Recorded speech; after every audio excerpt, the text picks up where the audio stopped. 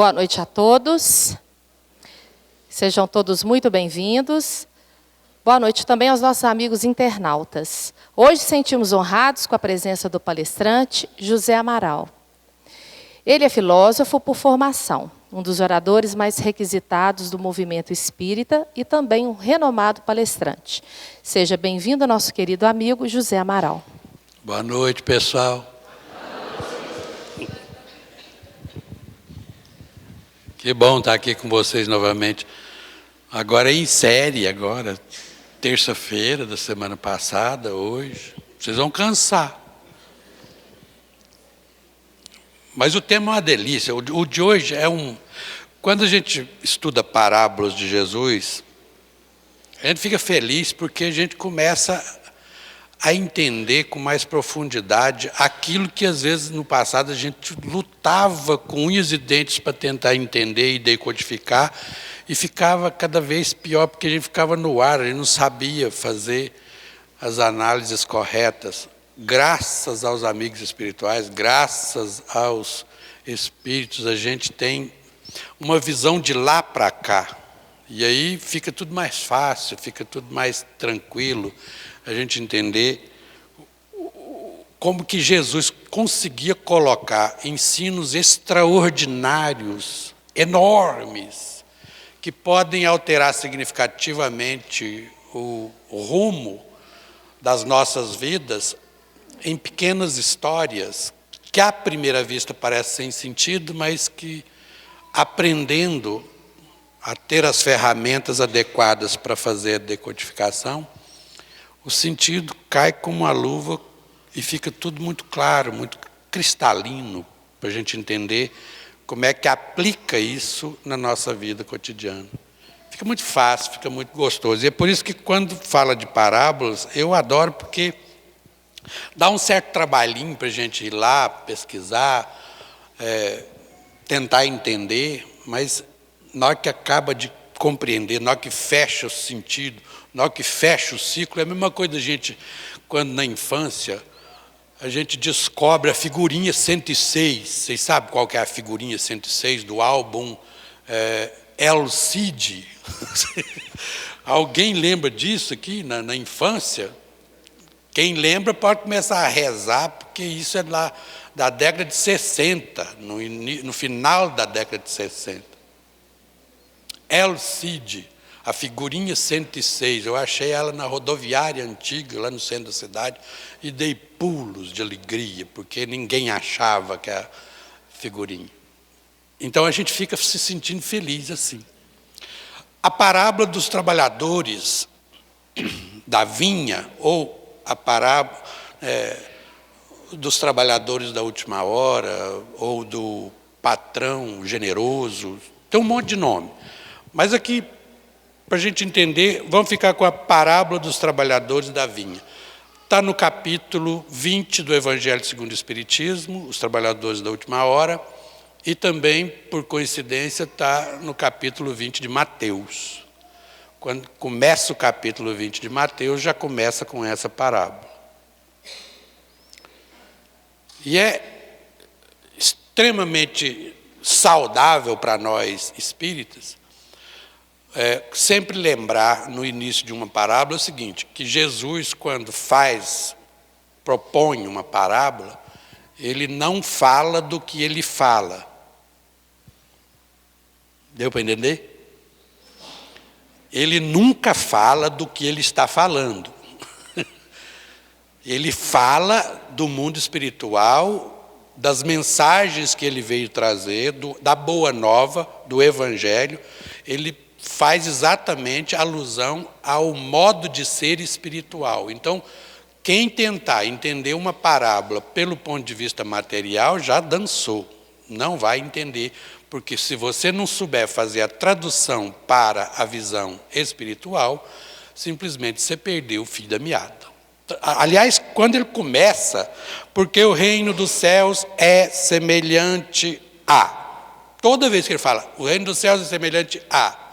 Pode colocar 2 pontos aí, o que vier depois, ele não está falando do que ele está falando. Ele está falando de quê? Do reino dos céus. Isso é claro, que ó, o reino dos céus é semelhante a. Ora, qualquer coisa que ele falar aqui, ó, ele está dando a semelhança do que ele está falando com o reino dos céus. Então, o que ele está querendo falar? Do reino dos céus. Ele não está querendo falar do que ele vai falar. E aí ele começa nessa parábola. O reino dos céus é semelhante a um proprietário que saiu de madrugada a assalariar trabalhadores para sua vinha. Por que vinha? Porque lá naquela época, o povo, né, povo hebreu, judeu, que é a região ali, o alimento básico deles tinham 3 componentes que são simbólicos e extremamente significativos.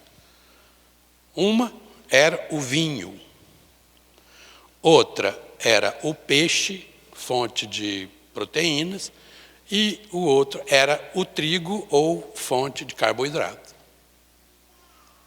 O que significava isso? Significava o corpo e a espiritualidade. Vinho, toda vez que você vê vinho e alguma alusão a vinho naquela época para aquele povo, pode ter certeza que tem alguma coisa de significado e sentido de algo espiritualizado, algo quintessenciado, algo que vai para o mundo espiritual. A explicação de algo que seja transcendente, de algo que seja muito mais no sentido de espiritualidade. Porque álcool, naquela época, lá naquela região é espírito. Álcool é espírito, algo espiritualizado. Não é à toa que Jesus começou a sua tarefa numa festa de casamento, em que ele transforma água em... Olha, Jesus deu, o cartão de visita dele era: eu vim aqui para transformar vocês de água, que são matéria, o corpo humano é composto de 80% de água, em vinho, um ser espiritual. Eu vou transformar vocês, a minha tarefa é essa, eu vou transformar vocês de água em vinho.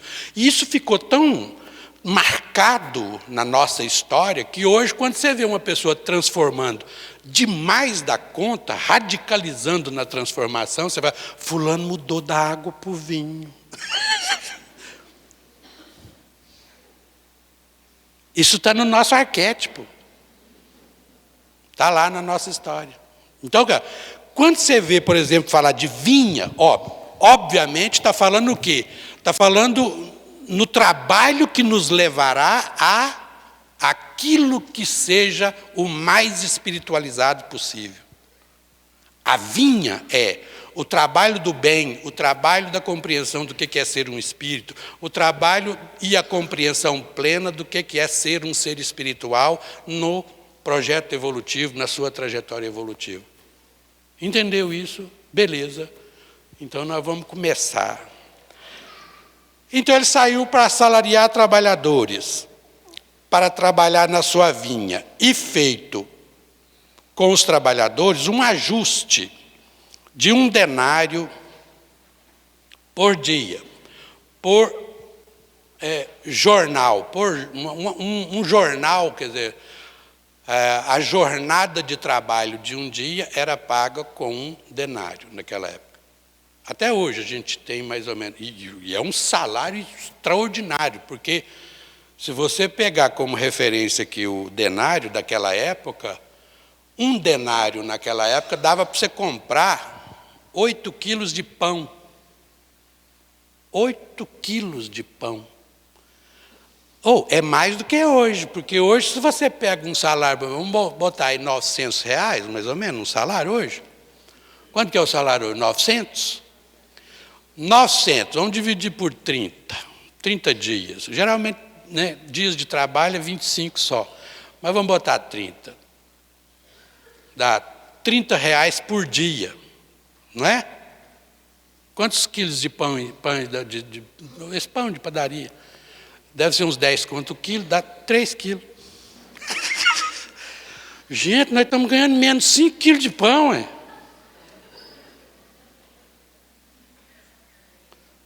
Dois mil anos atrás.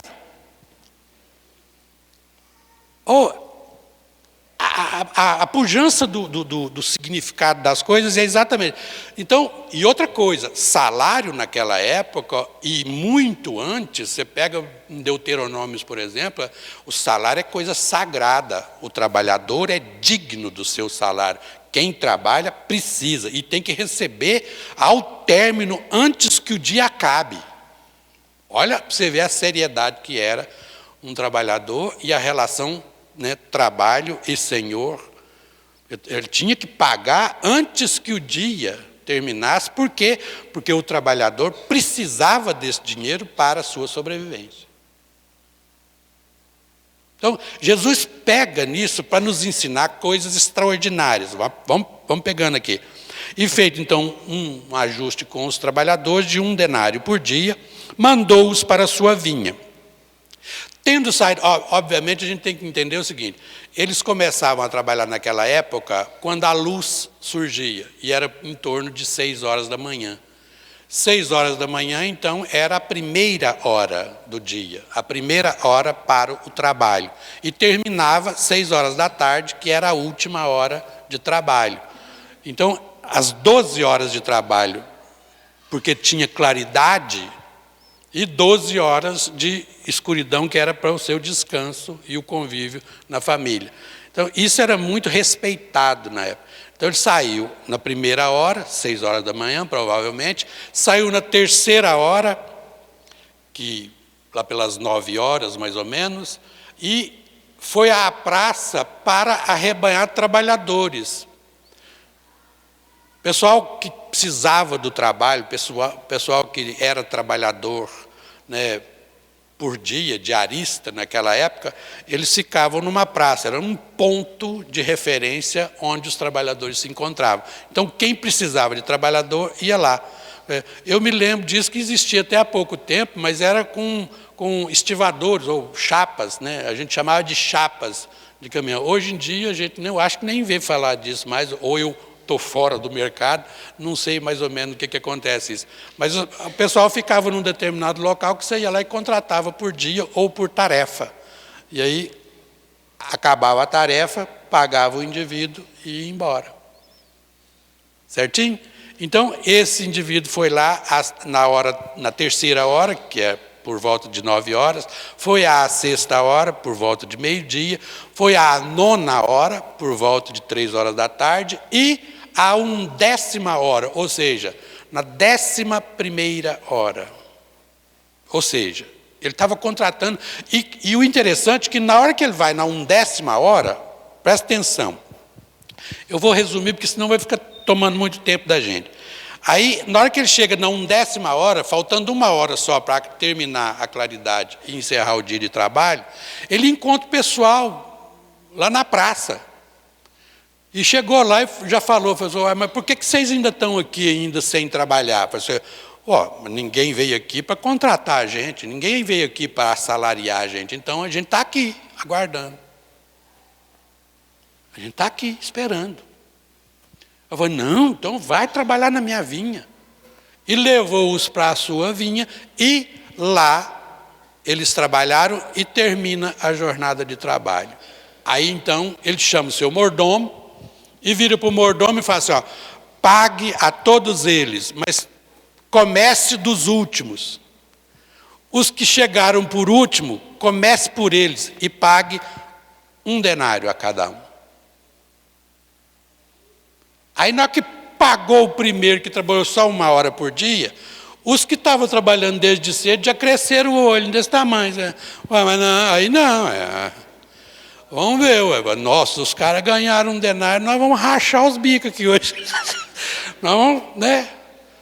Mas só que na hora que foi pagando todo mundo, chegou naquele que chegou o primeirão lá, foi para pagar, ele pagou também 1 denário. E aí começou aquele tititi, sabe? A boca miúda, uma reclamação, né? Não tem muita coragem de reclamar, mas aí o fazendeiro, né? o pai de família lá, escutou, e aí chegou perto deles e foi falar para eles, falou assim, mas eu não estou te prejudicando, porque nós ajustamos o preço de 1 denário por dia, não foi? Foi. Oh, mas os caras lá chegaram, trabalharam só 1 hora. E o senhor pagou eles a mesma quantidade que está pagando para nós. Eu falei assim, mas eu estou pagando porque eu quero. Eu quero ser bom com eles. Eu quero ser generoso com eles. Por acaso, eu não posso ser bom com quem eu quero ser? Eu não posso dispor do meu dinheiro do jeito que me apraz? Eu tenho prazer de pagar a eles o que eu estou pagando. No fundo, para nós aqui, esse trem está meio mal contado, não é? A gente aceita, mas não aceita, sabe como é que é o negócio? Se você for interpretar pelo ponto de vista apenas material, isso tem alguma coisa que está fora do prumo. Mas quando você vai para o mundo espiritual, você vai começar a entender o que significa isso. Os amigos espirituais, no livro Evangelho segundo o Espiritismo, abre o leque para a gente e fala assim, Jesus estava exatamente dizendo o seguinte, existe uma tarefa para ser desenvolvida nesse mundo. E essa tarefa é fazer com que as pessoas que aqui residem nesse planeta entendam o que é a vida espiritual, o que é a felicidade de um ser espiritualizado, que tem consciência plena de viver a plena vida espiritual. Essa é a tarefa do Evangelho, essa é a tarefa, esse é o prêmio, esse é o salário. O salário é exatamente a felicidade de entender as relações e as leis que regem a vida de um espírito, a vida espiritual. Aí, quando você começa a fazer as substituições devidas para você fazer a tradução de uma vida material, que Jesus está dando exemplo, para uma vida espiritual, que é o que ele quer dizer com a parábola, aí você vai entender que a essência dessa parábola é a bondade divina, a justiça divina, a sabedoria divina. É o realce disso aí tudo. Por quê? Porque é o seguinte, ao pegar a história do ser humano, nós estamos há 500 mil anos pelejando para ver se a gente dá conta de entender o que é ser um ser humano nesse mundinho. E a cada dia que passa, tenta imaginar quantas dificuldades nós enfrentamos há 500 mil anos atrás e estamos a cada dia, a cada revolução do planeta, a cada movimento de rotação do planeta, nós estamos enfrentando. Tentem imaginar. São os trabalhadores da primeira hora, os que estão lutando ao longo dessa trajetória evolutiva, inclusive pode ser nós mesmos, através das reencarnações. Somos nós. Qual que é o salário? O salário é a vida plena, a vida e a compreensão plena. Então não muda o salário. Quem chega, quem faz essa trajetória, entendeu essa trajetória toda, obviamente, o que ele vai ganhar? Ele vai ganhar a consciência, a lucidez, a capacidade de entender todo o processo. Esse é o salário, não muda. Qualquer um que fizer isso, qualquer um que aceitar o chamado para trabalhar nessa vinha, vai aprender exatamente isso, nem mais nem menos. É isso que vai aprender. Então, por isso que não tem jeito de pagar meio salário. Não tem jeito de pagar meio. Porque não tem meio conhecimento. Não tem meia felicidade nesse aspecto. Ou você chega à conclusão e estabelece a relação de conhecimento do seu projeto evolutivo, ou você simplesmente ainda nem conseguiu o trabalho. Você ainda nem foi chamado para o trabalho. E quem é que chama? Você.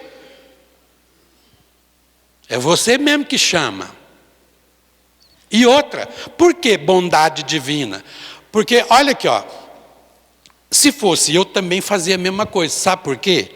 Porque tenta imaginar uma pessoa ficar o dia inteiro esperando na praça alguém que os contrate para trabalhar. Tem que ser muito perseverante. Tem que ter muita fé. Porque se fosse eu já tinha desistido. Falei, hoje não vai aparecer ninguém, não. Ou para o boteco do Tonho ali, né? Beber um, fazer um happy hour, porque hoje não vai dar nada que presta aqui, não. Mas não. Quando ele chegou lá e perguntou, na 1ª hora, falou, o que vocês estão fazendo aqui que vocês ainda não estão trabalhando? Ele falou, mas não apareceu ninguém, nós estamos aqui esperando. Só isso já dá o mérito do 1 denário dele. Por quê? Porque é bondade. Deus não te cobra a mais do que você precisa pagar. Quando você está preparado, você já está apto a entrar no sentido das coisas. Então, quando esse que estava lá e trabalhou só 1 hora, ele estava tão preparado, mas tão lúcido já, que quando ele começa a trabalhar, o trabalho dele é muito mais eficiente, muito mais rápido, muito mais eficaz. Porque ele estava todo envolvido. Ele tinha boa vontade no seu currículo, ele tinha perseverança no seu currículo, ele tinha esperança lúcida no seu currículo. Então, 1 denário não é nada mais, nada menos do que o que merece.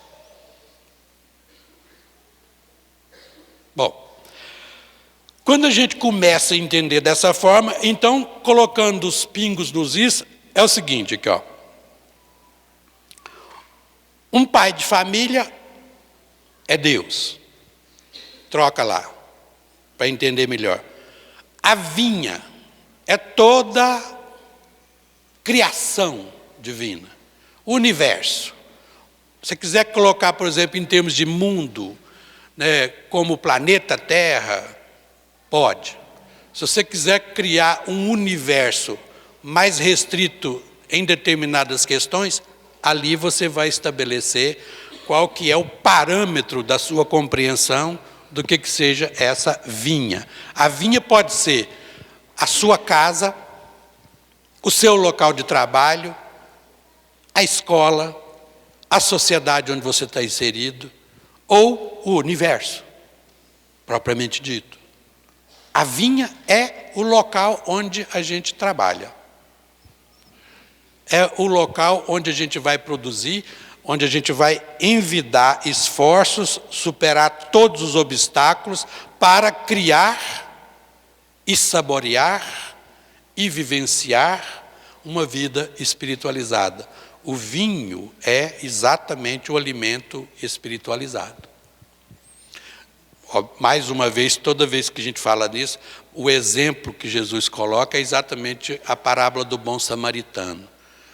O bom samaritano, ele carrega na sua montaria, como ele é um viajante, tudo que é preciso para o indivíduo espiritualizar-se. E Jesus, mais uma vez, dá claro conhecimento, cristalino conhecimento a respeito de quem ele acha que está apto a ser caridoso ou não. Ele coloca o exemplo de um sacerdote que descia de Jerusalém para Jericó, um levita que descia de Jerusalém para Jericó, dá o sentido da viagem, é descida. E que aí, simbolicamente, é uma descida de padrão vibratório, é uma descida de nível espiritual. Sai de uma cidade santa para uma cidade onde a predominância eram as coisas materiais. Da cidade santa, Jerusalém, considerada simbolicamente, para Jericó, que era uma cidade do comércio, uma cidade das coisas materiais. Como Jesus estava querendo dizer, era exatamente a necessidade da gente fazer o inverso, sair da condição de materialidade para a condição de espiritualidade. Então, para dar o exemplo da queda, ele fala da cidade santa para Jericó. É uma descida geográfica? É, mas, simbolicamente, Jesus não fala do que ele estava falando. Descia de Jerusalém para Jericó. E essa baixada, esse baixar o padrão vibratório faz com que esses espíritos entrem em desequilíbrio e são atacados por ladrões e salteadores que batem neles e os deixam semi-mortos. Esse pobre coitado ficou lá na estrada, caído, todo machucado. O levita e o sacerdote, quando passou, eles tinham tudo para realizar a caridade. Não realizou. E o samaritano, que era um povo que não era bem aceito pelos judeus, porque ficaram na divisão, esse sim não tinha mais o sentido da sua viagem. Um samaritano que viajava, não falava se ele estava descendo, se ele estava subindo, se ele estava de lado. Aí ele vê aquele que estava caído, tomou-se de compaixão, desceu da sua montaria e aplicou nas suas feridas o óleo, ou o azeite, e o vinho. Olha, os dois símbolos. O que é o óleo? Luz, iluminação, esclarecimento. Colocar luz no caminho de uma pessoa é consolar, consoles, colocar sol na vida da pessoa, iluminar o caminho da pessoa para que ela comece a entender com mais lucidez. Lucidez vem de luz, de iluminação, para que ele consiga entender o caminho que está sentindo. E o vinho, o alimento espiritualizado, aquilo que simboliza a espiritualidade. Aquele que estava caindo porque ele estava descendo de Jerusalém para Jericó, agora recebe o esclarecimento, tanto do ponto de vista de luz, quanto do ponto de vista de espiritualidade do vinho. Jesus fala disso claramente a todo instante. E aí então ele joga para nós o seguinte: o universo então é a vinha, os trabalhadores somos todos nós. Qualquer ser humano, em qualquer época da humanidade, a partir do momento em que você está apto a entender determinado tipo de coisa, está apto a entender a mensagem do Evangelho, você se coloca à disposição do trabalho. E o que é se colocar à disposição do trabalho? Estou aqui, usem-me. O que eu quero? O que eu posso fazer? Em que eu posso ser útil? Em que eu posso ajudar na vinha? Qual é o seu trabalho? Em que você quer trabalhar? Qual é o seu currículo vitae? Porque no mundo de hoje, às vezes, a gente ainda age daquela forma. Eu quero é para mim. Eu vou lá no centro, porque lá costuma ter uns passes. E eu vou lá para receber. Só vem para receber. Eu quero, me arruma aí. Sabe, aquelas coisas. Fica parecendo aquelas relações. Uma pessoa que é carente, uma pessoa que é dependente, fica naquelas... Né, até em marido e mulher, por exemplo, às vezes a gente observa isso. A relação é de dependência quase que total. A pessoa fica com um balaio o dia inteiro, fala assim: você não me ama, você não me dá valor, você não me respeita, você não me dá... Ou seja, eu quero, bota no balaio, eu estou precisando, anda, põe no balaio, enche o meu balaio, pelo amor de Deus, enche o meu balaio. Hora nenhuma a pessoa fala assim: em que eu posso te servir? Em que eu posso te ajudar? O que eu estou fazendo aqui? Não, meu, se não me ama, nossa, menino do céu, até as brigas.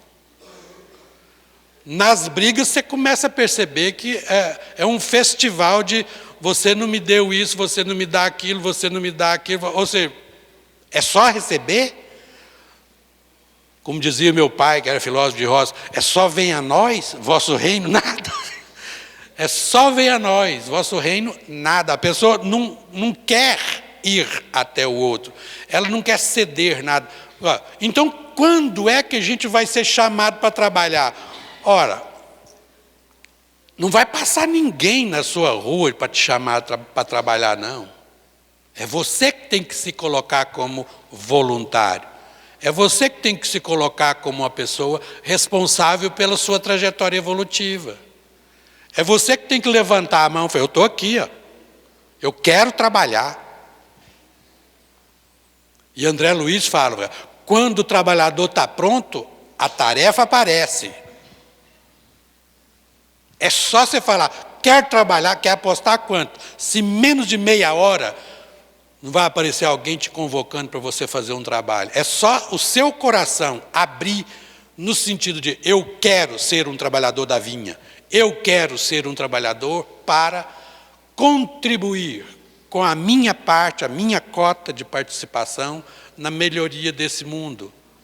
Eu quero fazer com que as pessoas entendam esse mundo melhor, esse mundo mais gostoso, esse mundo mais feliz, esse mundo onde o Evangelho passa a ser a tônica do nosso cotidiano.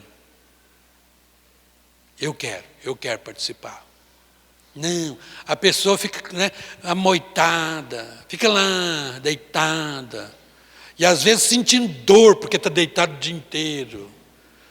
Aí eu me lembro da história do cachorro no posto. Vocês lembram da história do cachorro no posto? Essa, toda vez que chega nesse assunto, eu não dou conta de não lembrar daquele cachorro no posto. Vocês conhecem a história do cachorro no posto? Conhece. Ah lá, tem gente que não conhece, até hoje não conhece. Eu recebo isso todo dia nos e-mails, eu já estou cansado. Quando eu já vejo o cachorro do posto, eu vejo, nossa, meu Deus. Bom, já que tem gente que não vê, eu vou contar, vou ter que contar.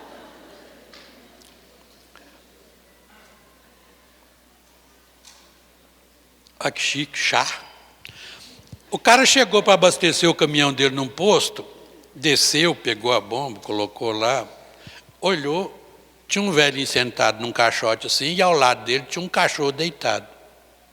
E o cachorro ganindo. E ele ficou incomodado com aquilo. Acabou de abastecer, foi lá dentro, pagou, voltou, e o cachorro ganindo. Ela abriu a porta, lá ia entrando o cachorro ganindo. Ele não aguentou, falou, não é possível. Foi lá, fazer, esse cachorro é do senhor? O velho falou, não, não é não. Ele é do posto aqui, ele fica aí zanzando aqui no posto. Mas, por que ele está chorando tanto? Porque ele está deitado em cima de uma tábua, e na tábua tem um prego. Obviamente, a pessoa fez a pergunta lógica que você tem que fazer. Mas por que ele não levanta, então?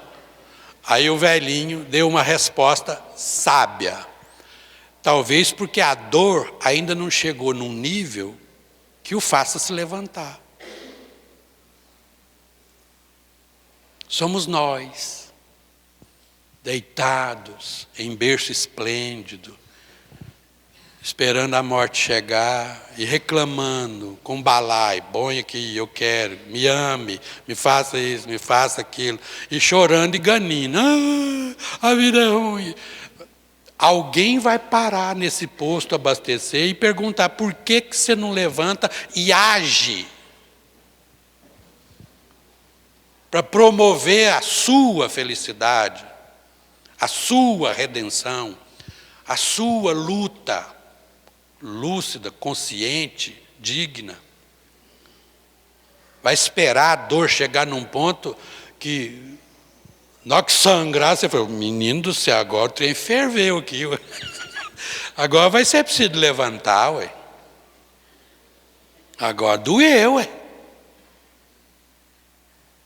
Até que ponto nós chegamos nesse patamar? Aliás, as pessoas ficam perguntando assim, qual é o momento?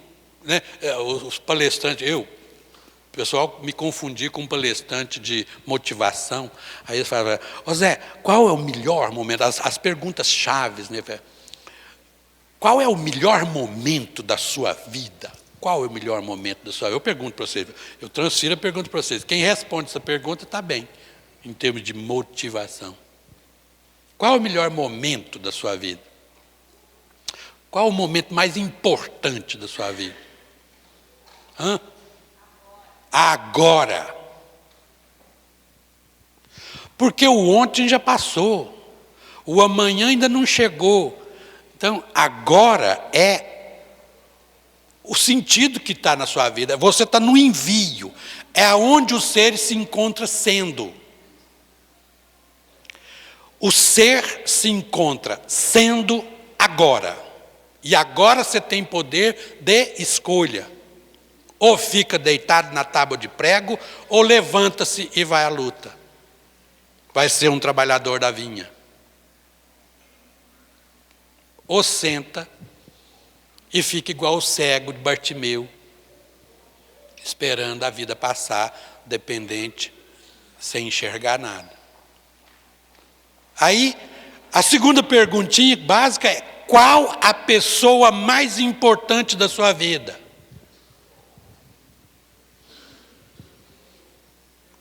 Estou esperando. Nossa! Isso eu já sabia, porque isso lá na história evolutiva nossa, o eu é hors concours, ele não entra mais nisso aí. Eu estou falando qual a pessoa mais importante na sua vida. Se o momento mais importante é agora, qual a pessoa mais importante então? Nós estamos falando de evangelho, gente. Hã? Se a pessoa mais importante é você, então vai para casa, você assim se basta. A pessoa mais importante na sua vida, no agora, é o próximo. Aí a pessoa pergunta: qual o próximo? Não interessa. É qualquer próximo. É o próximo mais próximo. E qual é a sua missão mais importante? A missão mais importante que você tem no agora, com a pessoa mais importante que está diante de você, qual que é a missão mais importante? Fala, gente. O pior que pode acontecer é vocês errar e eu dar uma gozeira, não sei. Vocês vão me negar isso?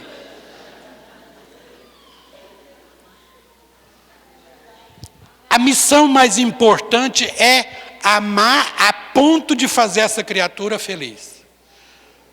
Você tem que fazer com que esse momento, que é o agora, para essa pessoa que está diante de você, a sua missão é fazer com que a vida dela, após o encontro com você, seja diferente do que estava sendo antes dela encontrar você.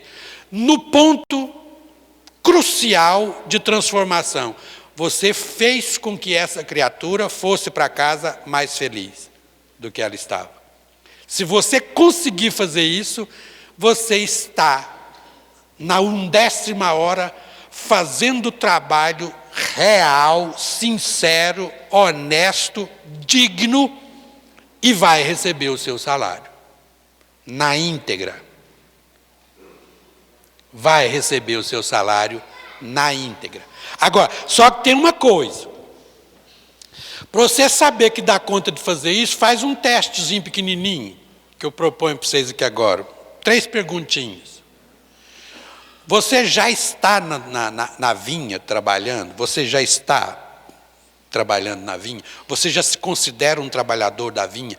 Você já se considera um trabalhador que está já na estrada, fazendo com que as pessoas entendam o que é a felicidade de ser um espírito imortal ao longo da história? Perguntinhas simples para você testar se está ou não. Pergunta: como é que você reage ante uma ofensa? Se alguém chega para você e te ofende, como é que você reage? Com ira? O sangue ferve? Ou com tolerância e compreensão?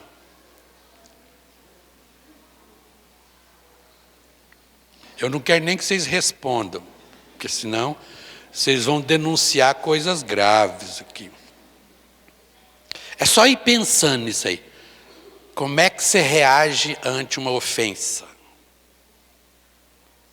Com ira ou com compreensão? Segunda perguntinha, teste. Diante da doença, vai ao médico, descobre que está doente, e a doença é grave, e a doença vai precisar passar uns bons perrengues. Como é que você reage? Com revolta ou com fé? Lucidez. Você fica revoltado, você começa a falar que Deus não existe, pragueja, começa a arranjar culpados, ou você simplesmente agradece? Grato, Senhor, pela oportunidade de passar por uma tarefa dessas. Espero que o Senhor abra meus olhos, abra o meu entendimento e eu seja capaz de fazer uma leitura adequada, clara, de tudo que essa doença veio para me ensinar. E que ao superá-la, eu seja capaz de ser um ser humano melhor. E em superando, eu serei capaz de ajudar a muitos que por ela passarão também.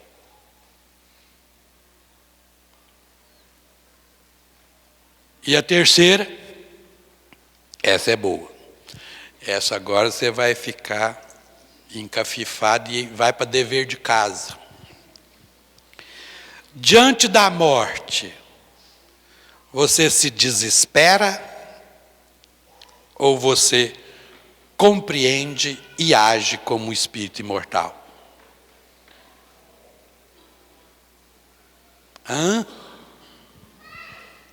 Lucidamente, sabe?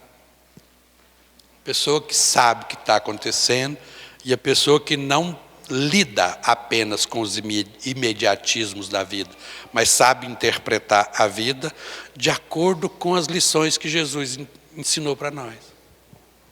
Não tem como errar. Não tem como errar quando a gente entende que foi Jesus que veio aqui para provar por A mais B que a morte não existe. Se fosse eu fazer o que Jesus fez, né, desencarnar e depois voltar e aparecer para os discípulos, eu ia chegar e falar, seus cambá de porqueiro. Na hora mesmo do pega, vocês voaram no cerrado, todo mundo me largar na mão. Isso é eu falando. Agora, Jesus voltou e disse para eles claramente, eu vim aqui para dizer para vocês que o negócio não era brincadeira, não. Está aqui, ó. Ô Tomé, vem cá. Põe a mãozinha aqui. Sou eu ou não sou? Olha o sinal dos cravos aí. É, Senhor. Pois é. Bem-aventurados os que vão crer sem ver. Você crê porque viu, porque experimentou.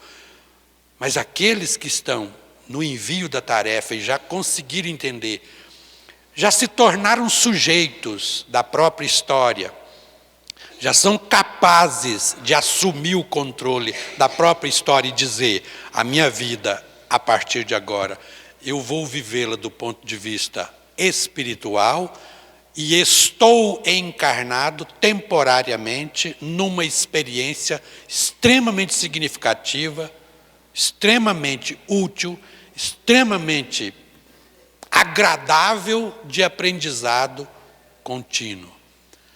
A pedagogia de Jesus funciona para nós nesse aspecto.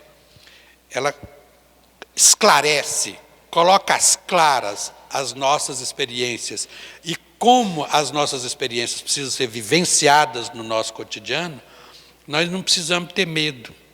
Mais uma vez, Jesus estabelece na prática a bondade de Deus, a bondade do Pai para conosco. Não importa a tarefa que você esteja fazendo, o que importa é que quando você levantar a mão para falar assim, ó, estou na praça para ser recrutado, para ser trabalhado, que isso seja de coração, que isso seja com a esperança viva, porque na hora que você for recrutado para o trabalho, você entre com toda a sua boa vontade. Vai trabalhar? Vou. Pode pôr minha letra aí. Quero trabalhar.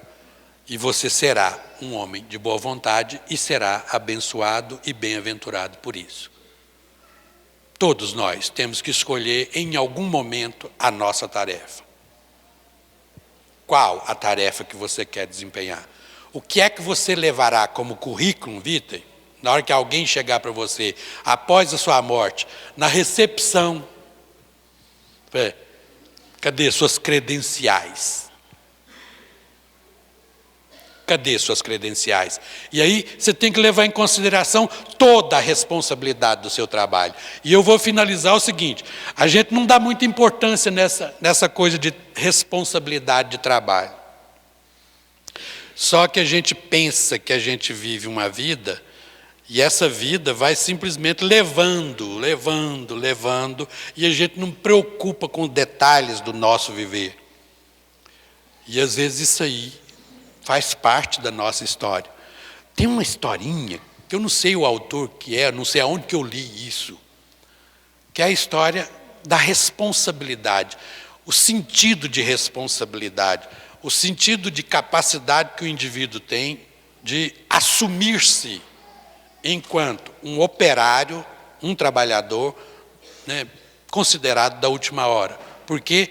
Porque está lúcido, porque tem toda a história evolutiva do planeta Terra para, né, conquistar facilmente, a partir de um clique. Hoje você pode conquistar isso.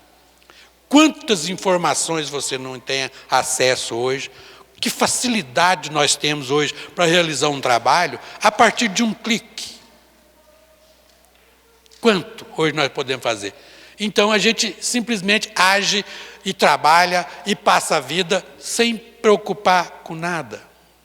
A história é de um cara que levantou com a pá virada, estava meio zaranzado, brigou com a esposa ofereceu café, sabe aquele café delicioso que de vez em quando a esposa faz para a gente, ou vice-versa, a gente faz para a esposa, mas aí a pessoa está tão amargurada que não quer café não, e sai pisando duro.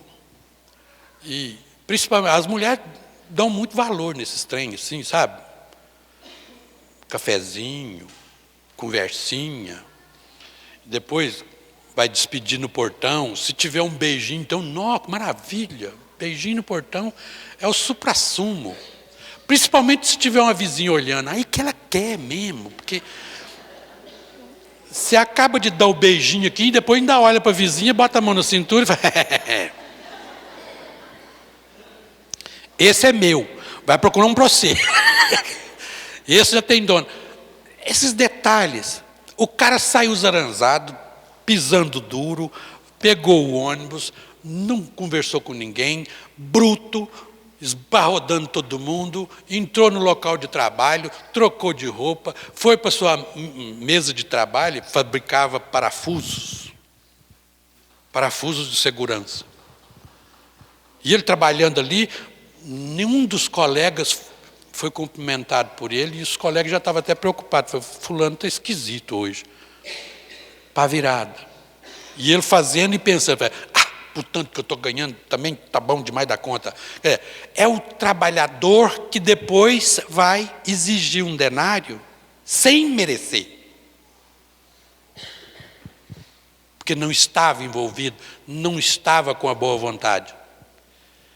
Aí ele está fazendo, uma hora ele pegou um parafuso, e esse parafuso estava com um defeito no material. Mas ele fez o parafuso a si mesmo. E falou, tá bom demais. E jogou para lá. Aí passou a vida, um belo dia ele desencarna, chega no mundo espiritual, chega lá na recepção, a moça olhou para ele e falou, sou fulano de tal? Está aqui, deixa eu pegar a sua fichinha.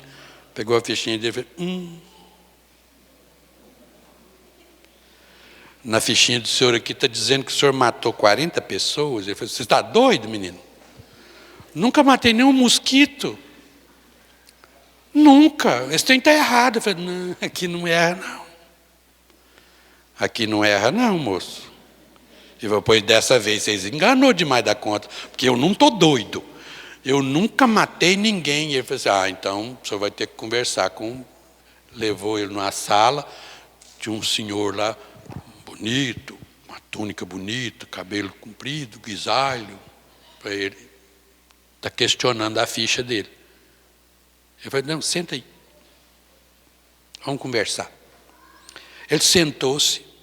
Aí o mentor chegou perto e falou assim, vamos ver então o que está acontecendo. Olhou a ficha, falou, aplicou um passe na cabeça dele. Ele olhou para uma tela, parecendo um telão desse aqui, e começou a aparecer o dia que ele levantou com a avó atrás do toco, brigou com a esposa, brigou com Deus e todo mundo, não deu bola para ninguém e fez o parafuso com a matéria, né, o material danificado. O parafuso foi embalado, vendido para uma empresa de ônibus, que ao consertar um ônibus, colocou no sistema de freios e virada do ônibus. Numa curva, esse ônibus com 45 pessoas, por causa do parafuso, quebrou-se. Caíram na ribanceira, 40 pessoas mortas. Ele olhou e falou, meu Deus do céu, vocês fazem conta de tudo assim? É a sua ficha, cara. É a sua ficha. Nós não fazemos conta de nada, é você que colocou isso no seu currículo. A vida é muito, mas muito curta para a gente perder tempo. A gente precisa de, o mais rápido possível, levantar a nossa mãozinha e nos colocarmos na praça para ser arrebanhados para o trabalho na vinha. Se a gente souber e fizer isso o mais rápido possível, a gente entende o que é saborear o vinho lá na frente. Que Deus nos abençoe e até a próxima.